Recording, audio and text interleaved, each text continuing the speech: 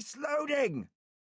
The shout went down the line, and the last rounds fired off. The crews froze and stared at their officer. The silence that followed was as stunning as the terrible noise that they had just been making. He shouted brisk commands at them as he swept on his webbing and grabbed his assault rifle. Cole! You take Charlie Fire Team and a tracker and sweep east of Gully Yellow. Yamba, bring Delta Fire Team with me. We'll sweep west. Alex Devereux looked down at the bodies laid in a row on the ground. There were 13 of them, teenagers mainly, but a couple of men in their 20s and one who must have been 40. A UNITA guerrilla veteran from the Angolan Civil War and presumably their commander.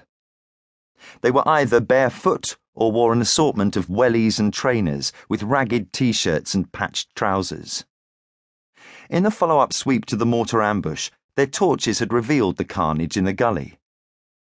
In the confined space, the blast of the bombs had blown the insurgents against the walls and ripped them apart.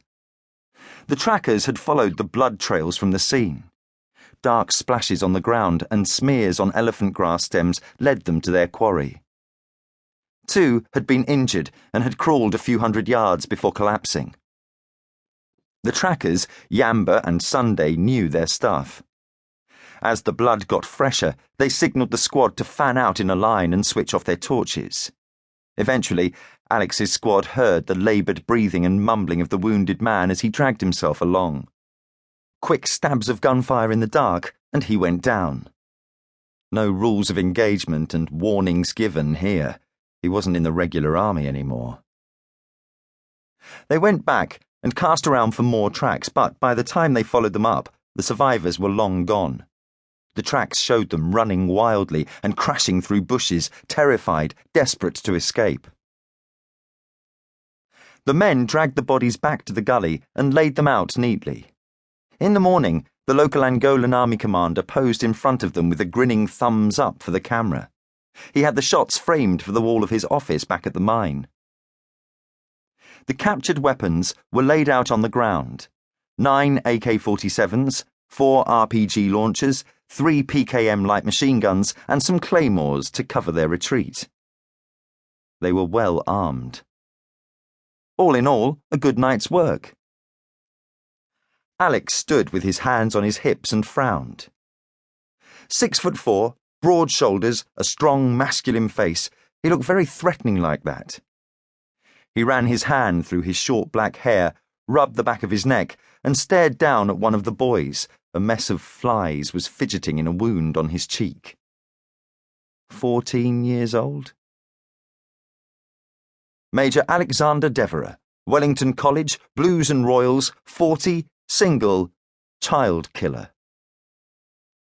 A cold darkness of self-loathing settled over his heart.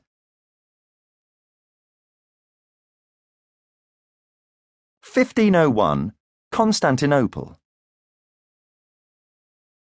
The dancers in the graveyard waited silently for the signal. Their faces, lit by flames, stared at the huge man standing in the centre of their circle. Abba Athanasius was a Nubian, dressed now as an Ishfaqi mystic. His body was a slab of black muscle, more like a force of nature than flesh and blood.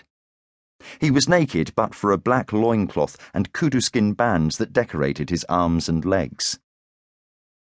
Sensing the hour, he held up his right arm and bellowed, "Dance for the darkness in your heart!" "Amen!" they roared, and the music began. In the centre of the circle, black men drummed on hollow logs, staring unseeing at the flames. Light gleamed off the sweat on their muscles. Other musicians played flutes and horns. The cult was of every creed and colour: Muslims, Christians, Druze, Alawites, Copts, Maronites, and Bogomils.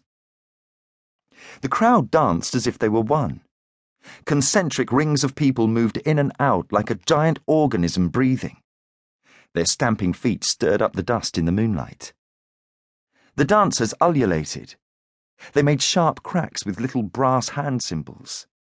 The sound was deafening. A heavy cloth of noise draped over them, suffocating their senses.